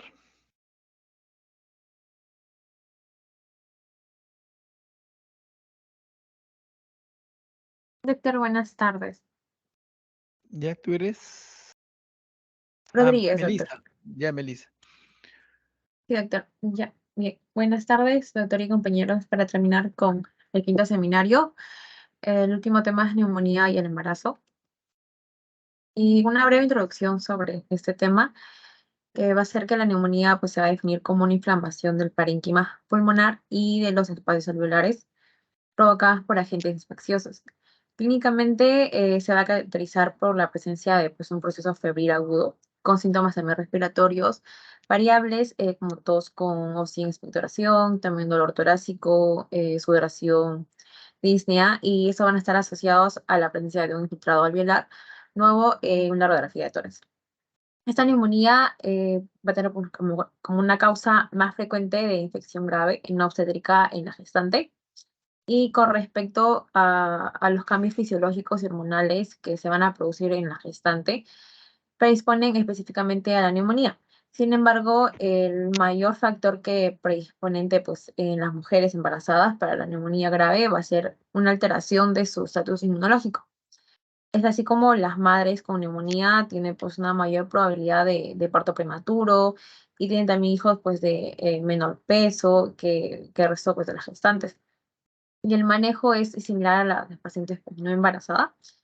Y no hay que olvidar también que a la hora de elegir tratamiento antibiótico, pues la seguridad del mismo sobre el feto. Tenemos a la neumonía adquirida en la comunidad, que es la que pues adquiere la población general, que sobreviene pues una persona no hospitalizada o que no haya estado ingresada en los 7 días previos a su adquisición, o en pacientes hospitalizados que presenten esta infección aguda entre las 24 a 48 horas siguiente su ingreso, y también la neumonía intrahospitalaria, que van a ser pacientes hospitalizados más de 48 horas. Tenemos también a los factores de riesgo asociados a como el tabaquismo, la anemia, el asma, como fármacos los corticoides antiparto y osteocolíticos. Con respecto a la epidemiología, va a ser la sexta causa de muerte, con en números de 5.6 millones de casos nuevos, la neumonía adquirida en la comunidad por año, y entre estos, pues 1.1 millones van a requerir hospitalización. Con respecto a la mortalidad en pacientes ambulatorios, va a estar entre 1 a 5%, y pacientes hospitalizados una mortalidad de hasta el 12%. Y la tasa de incidencia de la neumonía durante el embarazo difiere de la incidencia estimada de la neumonía que viene en la comunidad en mujeres jóvenes no embarazadas. Va a ser la tercera causa de muerte obstétrica indirecta en Norteamérica, y su incidencia va a estar de 1.2 a 2.7 por 1000 partos. Y la mortalidad por neumonía en el embarazo va a ser similar para mujeres no embarazadas.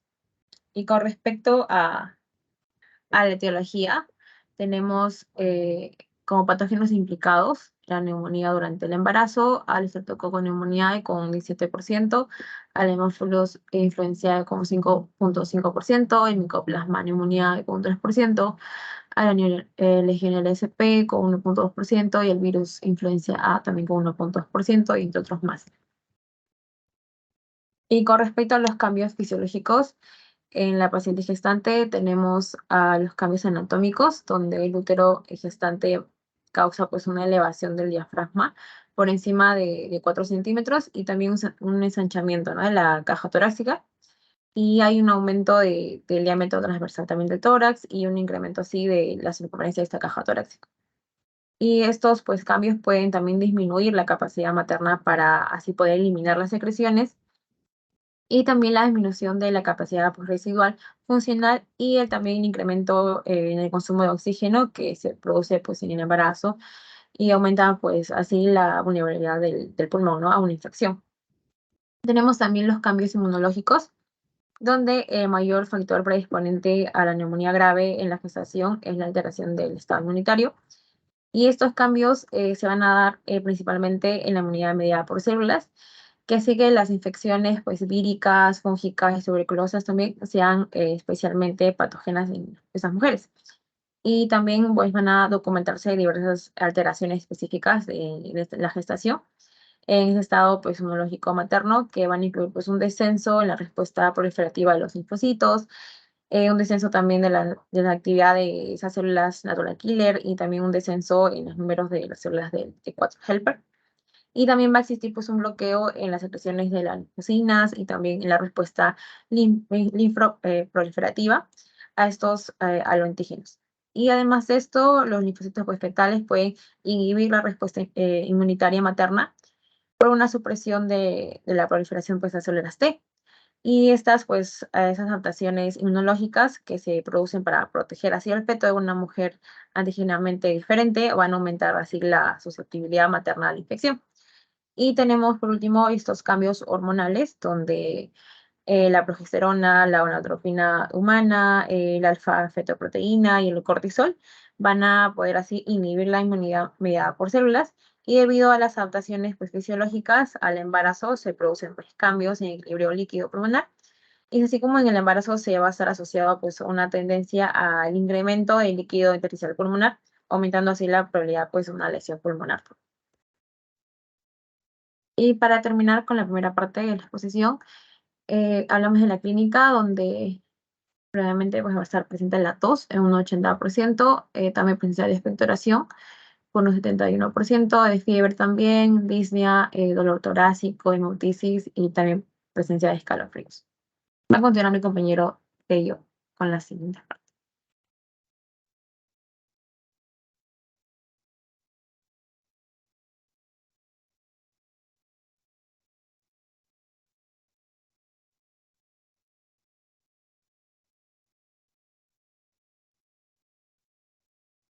Mm, Bien, ahora vamos a continuar con los que es los tipos, el diagnóstico y el manejo de lo que es la neumonía.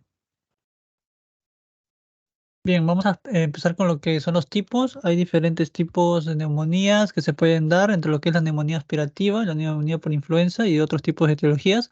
La neumonía aspirativa es esa que se da cuando se aspira cierta cantidad de líquido gastrointestinal o gástrico y hacia lo que son la vía aérea superior.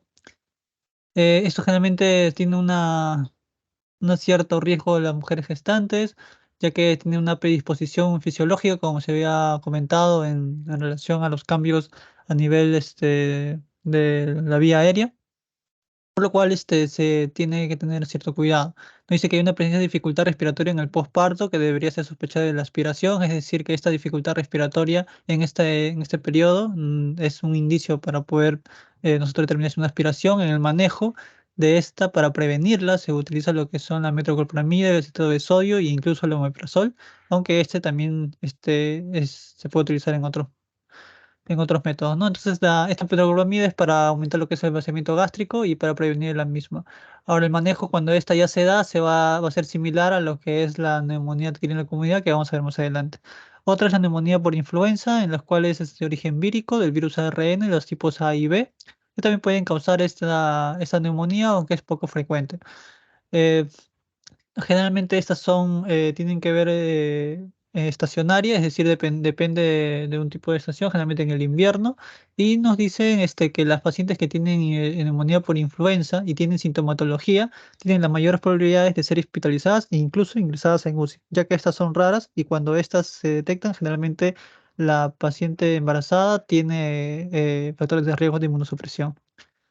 Ahora, para tratar esta, se administra lo que es los oseltamivir o también se usa el zanamivir, dependiendo de 75 miligramos o 10 miligramos 2 veces al día, con un tratamiento de 5 días. Nos menciona también que tratar a todas las mujeres embarazadas con influenza, ya sea que se identifique o no una neumonitis, es decir, que vaya a dar una sintomatología más grave, independientemente del mismo, ¿no? Se suele tratar, al menos en esa literatura anglosajona nos menciona así. Hay otros tipos de neumonía, por ejemplo, neumonía por varicela. Nos dicen que esta infección es más frecuente y más grave en el embarazo, si es que se da, porque no es tan frecuente, ¿ya? Pero si se da, sí suele ser grave, ¿ya? Y generalmente se va a dar en el tercer trimestre. Se suele cursar con una fiebre y malestar asociado al rash típico, el que ya sabemos en la varicela. Y entre lo que es un periodo de 2 a 5 días, suele asociar ya otros signos clínicos como disnea, dolor pleurítico y tos, y lo que es característico es la ulceración en la mucosa oral. El tratamiento del mismo es mediante ciclovir, recordemos que es viral, por lo cual este es el fármaco de elección, ¿no? Aunque más que todo es sintomático. Y lo que nos atañe ahora es la neumonía bacteriana, que por lejos es la más común cuando esta se da, a menos en relación a las neumonías adquiridas en la comunidad. Y en su mayoría está dado por el Streptococcus pneumoniae, ya que va a ser propia de la flora que va residente a nivel de la vía aérea superior y que generalmente empieza con una faringitis viral que puede causar un ligero grado de inmunosupresión, con lo cual esto sale una microaspiración de algunos tipos de estas cepas de Streptococcus pneumoniae, por lo cual puede causar una neumonía, ¿no? En una paciente gestante. Generalmente está asociado a esas cepas virulentas o infecciones bacterianas después de una infección viral. Y hay otros factores de riesgo como el tabaquismo, el alcohol, que suelen cambiar la flora vocal, ¿no? Eh, Ahora, también estas neumonías se pueden dividir en típicos o atípicos, dependiendo de la clínica que se suele presentar. Típicamente, la clínica que sabemos de toda la vida es la presentación brusca, fiebre alta y escalofrío, generalmente la tos, el dolor torácico pleurítico cuando esto ya llega a la pleura, el soplo tubárico o los crepitantes más que todo. Y lo que va a caracterizar una neumonía es la placa radiográfica, ¿no? Que es la condensación alveolar, ¿no? Homogénea y bien delimitada, ¿no? Eso es lo más característico, pero cuando esto es diferente, es decir, es una presentación que no es tan aguda, es subaguda, tiene una fiebre, pero no hay escalofrío, la tos no tiene secreción, una tos seca, además cefalea, en relación a la radiología no vamos a ver una condensación homogénea y limitada, sino vamos a ver una afectación multifocal o infiltrados múltiples, ¿no? O con un patrón intersticial. Entonces, esos son otros tipos de cepas que están asociados, ya no la estreptococcus, sino otros tipos como la micoplasma, clamidias, etc. A su vez, nos vamos a ver que lo más característico de aquí es relación es lo que es la tos, los escalofríos, la fiebre, cuando es una enfermedad ya más sistémica, pero que generalmente esta tos tiene es productiva, ¿no? No es purulento, ¿ya?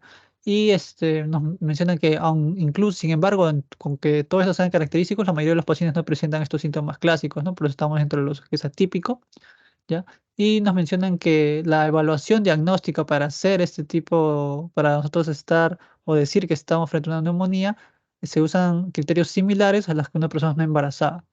Entonces recordemos cómo hacemos un diagnóstico de neumonía, los signos clínicos, tanto que lo que es el crepitante, lo que nos dice el paciente sobre su tos, sobre su fiebre, sobre su disnea, y lo que nos dice es la radiografía de tórax, ¿no? En un paciente normal. Y también se va a utilizar en una paciente gestante, ¿no? Entonces, acá nos mencionan, ¿no? Se requiere una radiografía de tórax para diagnosticar esta neumonía que hay en la comunidad y no debe negarse a una paciente embarazada. Entonces, ¿qué se hace en este caso? Lo que es una protección, nos menciona rejilla o una protección a nivel del vientre materno para que esta no llegue a tener suficiente radiación que pueda afectar. Generalmente solamente se pide póstero anterior, raras veces es lateral, pero también se usa una protección para lo que es la radiografía, como podemos ver en la imagen derecha. Ahora, el manejo, esta terapia es ambulatoria en la mayoría de los casos y se tiene una observación hasta las 23 horas. Dependiendo de otros hospitales, incluso pueden, si tienen la posibilidad de hacer el cultivo, pues se hace. En la mayoría de los casos se usa lo que es el sistema de CUR 65 y estas nos va a ayudar si hay un factor de riesgo para el paciente que pueda llegar a ser hospitalizado, ¿no? Pero generalmente cuando estos no se dan, el tratamiento inicial es un antibiótico empírico, ¿no? Como podemos saber aquí, hay criterios para la neumonía grave adquirida en la comunidad, tanto como aumento de la frecuencia cardíaca, una relación del PAFI menor o igual a 250. Cuando vemos en la radiografía infiltrados multilobulares, un patrón atípico. Hay ya alteración de la conciencia, hay uremia, alguna leucopenia menor a 4.000, trombocitopenia, hipotermia menor a 36 y una hipotensión que requiere remisión agresiva con líquidos, es decir, ya un paciente con una hipotensión clínica obvia, ¿no? Y respecto a cómo es que vamos a hacerlo de forma empírica, entonces generalmente la columna vertebral del régimen antibiótico son los betalactámicos en los pacientes gestantes, ya que los otros en los cuales en relación a las tetraciclinas no van a ser contraindicados, pero se suele evitar su uso, ya que si, tiene una cierta asociación, aunque no muy con estudios fuertes, pero se pone en lo que es la categoría C o B, ¿no?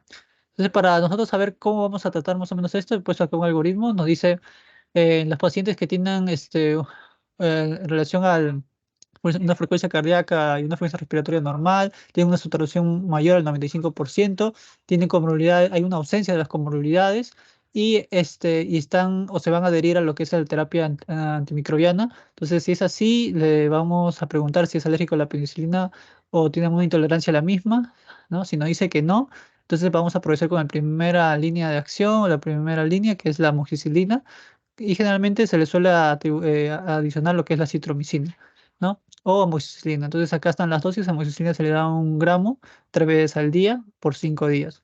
Y igual es lo que es en la citromicina. Vamos a ver que se sea 500 miligramos en los primeros días y en los siguientes 250 miligramos por 4 días. Ahora, generalmente el uso ya de una neumonía adquirida en la comunidad se suele asociar ya lo que es amoxicilina con ácido clavulánico, porque hay una cierta resistencia ya incluso en la adquirida en la comunidad, ¿no? Ya que esta va a agarrar en mayor cantidad de lo que son los gram positivos y parte de los gram negativos, por lo cual también se suele poner ácido clavulánico. Entonces, para se da amoxicilina con ácido clavulánico 2 gramos, ¿ya? Esto se le va a dar por 5 días, pero recordemos que en el Perú al menos el genérico es de 500 miligramos, por lo cual se le va a ampliar no solamente por 5 días, sino por 10 días para completar la dosis. Ahora, si es el paciente eh, nos dice de que si tiene una alergia, nos dice que sí, podemos incluir lo que son las cefalosporinas, ¿ya? Y aquí vamos a entregar con lo que son las cefalosporinas de tercera generación. Y como podemos ver aquí, el ceftoxidime lo que es el ceftriaxone. Generalmente esto no lo tenemos en disponibilidad, pero sí el ceftoxidime, que se le da 200 miligramos 2 veces al día, ¿no? Y igual, si nos dice de que no es así, también tiene una cierta alergia a estos fármacos, se le da lo que es la clindamicina, y generalmente se le suele añadir lo que es la citromicina, ¿no? Igual la clindamicina también se le da 600 miligramos cada 8 horas, ¿no? Por 5 días. Entonces, más o menos ese algoritmo generalmente se inicia con lo que es amoxicilina o amoxicilina añadida de ácido clorhídrico en los pacientes gestantes. Ahora, nos mencionan también que por qué no se le dan los otros tipos de antibióticos que se deben evitar, al menos en los gestantes, son las tetraciclinas, ¿ya? Nos dicen que estas tetraciclinas y los derivados del mismo están contraindicados en el embarazo, ya que tienen un riesgo de hepatotoxicidad en la madre y también tienen efectos adversos en la formación de los huesos y de los dientes fetales. Estos generalmente se dan en el segundo y tercer trimestre y va a haber una inhibición transitoria del crecimiento de los mismos, por eso se suele evitar. A su vez nos menciona que la claritromicina, se ha evidenciado que en estudios animales tiene resultados adversos, ya que por eso se evita su uso, pero en humanos todavía no se ha evidenciado esos eventos. También nos menciona que lo que es las fluoroquinolonas, a pesar que hay datos muy preocupantes en animales, nos dice que en humanos que el fluoroquinolonas aún no se ha evidenciado tales datos preocupantes, por lo cual se pueden justificar en pacientes que realmente lo necesitan, ¿no? O se puede hasta hacer, o se dice que más adelante se puede cambiar hasta la norma, ¿no? Pero actualmente nos dicen eso. Y por último, lo que es la canamicina y lo que es la streptomicina usado, como ya vimos en la terapia antituberculosa, suele o está asociado, mejor dicho, en lo que es la toxicidad fetal, por lo cual se está contraindicado. Y además se había hablado también de lo que es el uso de aminoglucósidos, que suelen asociarse a nefrotoxicidad, pero esta generalmente más que todo a la madre, ¿no? En relación a qué es lo que se va a hacer en un paciente que sospechamos de neumonía, como habíamos dicho, depende del cuadro. Si es un cuadro leve y primer trimestre sin comorbilidad, generalmente el manejo es ambulatorio y como habíamos dicho, empezamos con la amoxi con ácido clavulánico, ¿no? Cuando ya estamos en segundo o tercer trimestre de embarazo, tenemos que tener cuidado con esas drogas que habíamos dicho anteriormente y se le pide su radiografía. Y si es un cuadro leve, es para el manejo ambulatorio, pero si es lo que es grave, se hace lo que es un ingreso y ahí ya se trata de otra manera, ¿no? Se puede acceder a amoxicilina con ácido clavulánico, pero vía intravenosa, o ya se le hace fosforina de tercera con citromicina de todo intravenosa, ¿no? A nivel hospitalario. Nos mencionan que el tratamiento de neumonía no complicada es, como habíamos dicho, de 5 días o hasta 7. Esta mejora clínica con un buen tratamiento se debe de entre 2 a máximo entre 3 días, ¿ya? Y la fiebre debe delimitarse hasta 4 días máximo, ¿no? Y lo que es el infiltrado, delimitado, homogéneo en una típica, ya se debe borrar a las 6 semanas, ¿no? Nos menciona que las complicaciones que puede tener una neumonía en una gestante puede ser lo que es una ruptura prematura de membranas y lo que es el parto prematuro, teniendo fetos con poco peso al nacer, ¿no? Por último, nos dice que hay formas de prevenir esto, que es en relación a las vacunas. Hay una vacuna de 23 serotipos, que es protectora al 60-70%. Generalmente está asociada, acá están dentro de las cepas atenuadas lo que son los neumococos resistentes y lo otro que son los de 13 serotipos que no se recomienda para mujeres embarazadas, solamente si estas están inmunodeprimidas, ¿no? Aquí se dice que es lo que se da embarazadas es el de 23, generalmente es un polisacárido bacteriano inactivado y no se ha visto que haya factores de riesgo cuando esto se dé, ¿no? Y eso sería todo. Gracias. Ok, gracias, Jean-Pierre. ¿Alguna pregunta para sus compañeros? Felizmente que la neumonía y embarazo es una entidad que en el embarazo es infrecuente, ¿ah? Es infrecuente. No es una cosa frecuente que ocurra. ¿Preguntas?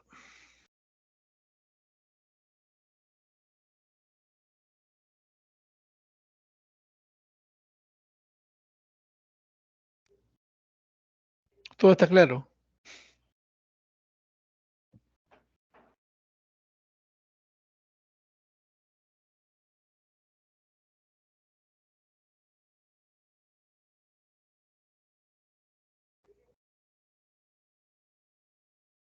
Todo mudo.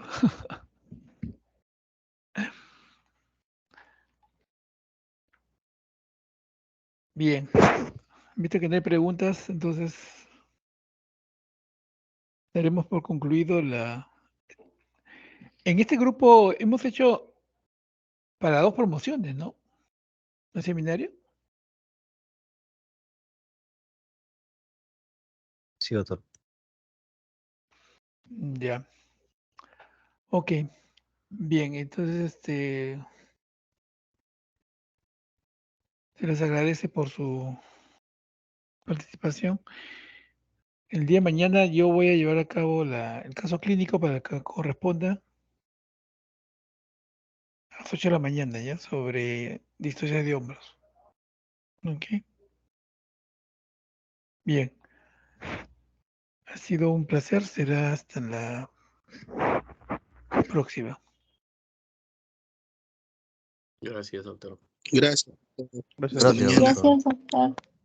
A ustedes Gracias. por la paciencia. A ustedes. Gracias, doctor. De que Gracias, Gracias, doctor. doctor.